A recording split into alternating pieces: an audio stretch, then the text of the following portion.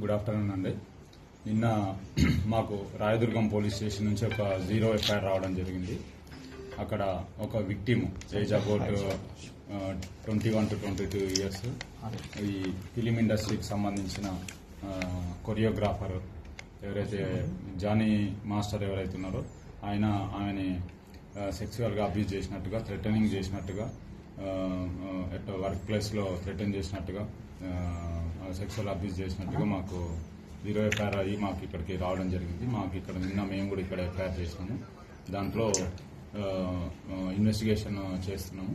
As per investigation వచ్చిన ఎవిడెన్స్ని బట్టి ఫర్దర్గా ప్రొసీడ్ అవుతాము. దీంట్లో విక్టిమ్ ఎవరైతే ఉన్నారో విక్టిమ్ ఎగ్జామిన్ చేయాల్సి ఉంది, ఎవిడెన్స్ కలెక్ట్ చేయాల్సి ఉంది. As per evidence collected evidence further investigation proceed అవుతాం.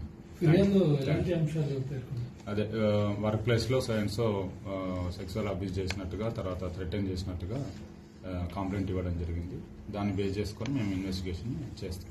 మీరు సంప్రదించే ప్రయత్నం చేస్తారా అటు జానీ మాస్టర్ కానీ లేకపోతే యువతి స్టేట్మెంట్ ఏమైనా రికార్డ్ చేస్తాం? అది ఇన్వెస్టిగేషన్ లో భాగంగా చేస్తాం.